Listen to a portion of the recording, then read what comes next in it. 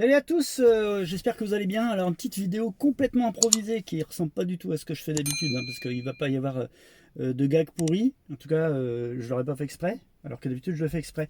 Aujourd'hui, je vais vous parler d'une petite news que j'ai vue, qui a été relayée par Frandroid et qui relayait une information elle-même relayée par Not a Tesla App. Alors Frandroid, euh, certains d'entre vous connaissent peut-être déjà, c'est un site internet d'information plutôt axé sur forcément Android au départ, mais donc sur toute la tech, toutes les nouvelles technologies, et donc les voitures électriques, et donc les Tesla.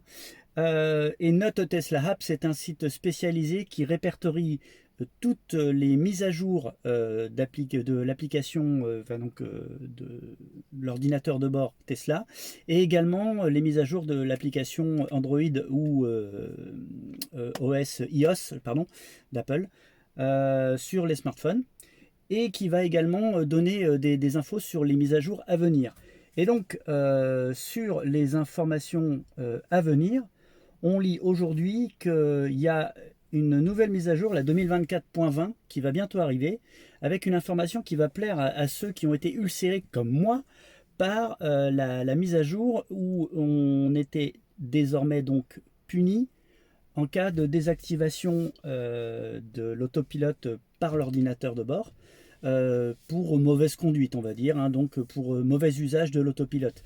Donc en gros, le mauvais usage de l'autopilote, c'est quoi? C'est essentiellement de ne pas tenir le volant pendant plus de 15 secondes, malgré les avertissements, ne pas tenir le volant.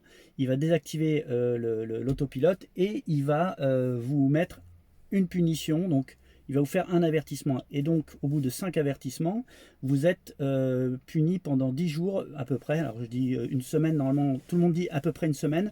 Je l'ai eu une fois, hein, j'ai un peu testé le truc. Je l'ai eu une fois et donc c'est plutôt 10 jours en réalité. Et pensez bien chaque jour, si jamais ça vous arrive, pensez bien chaque jour à aller voir pour réactiver l'autopilote dans les menus parce que il va pas vous avertir en fait que c'est à nouveau disponible. Donc chaque jour, il faut tester pour le voir revenir. Bref, cette mise à jour, qu'est-ce qu'elle dit? Alors, elle est super intéressante. Bon, je mets une petite incrustation ici, hein, hop, voilà, dans l'écran. Cette mise à jour, elle dit simplement qu'il y a une correction des phares adaptatifs. Donc ça c'est très bien, vous savez les phares adaptatifs, hein, maintenant quand il y a quelqu'un qui arrive en face, plutôt que de passer en feu de croisement, on reste en plein phare, mais la zone où il y a la voiture en face va être désactivée. Donc vous allez avoir une petite zone morte et tout autour ça reste encore éclairé. Et bien à partir de la mise à jour qui va arriver, il y aura un éclairage sur les côtés dans les virages. Donc les phares adaptatifs vont aussi jouer sur les angles de la route et donc pour éclairer sur les côtés. Je suis impatient de voir ce que ça va donner. Autre chose, alors il y a donc Buggy Racing, hein, le fameux jeu où on peut jouer avec le volant, le jeu de course. Apparemment, il serait possible de jouer en réseau. Ça, c'est une petite info sympa.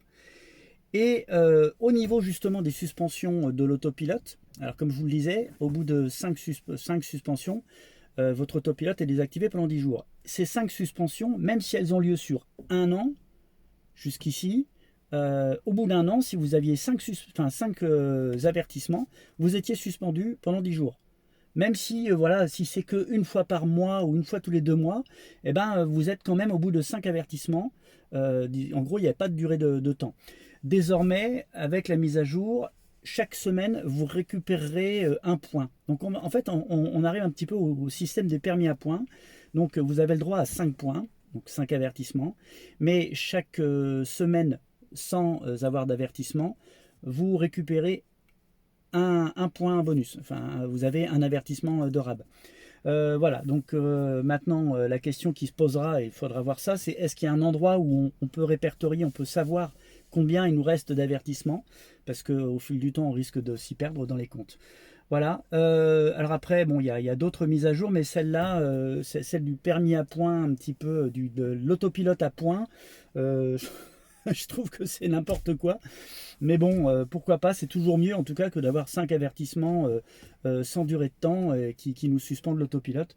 C'est comme je l'avais déjà dit dans une vidéo, il me semble. En tout cas, je trouve que ça infantilise tout simplement les utilisateurs de Tesla.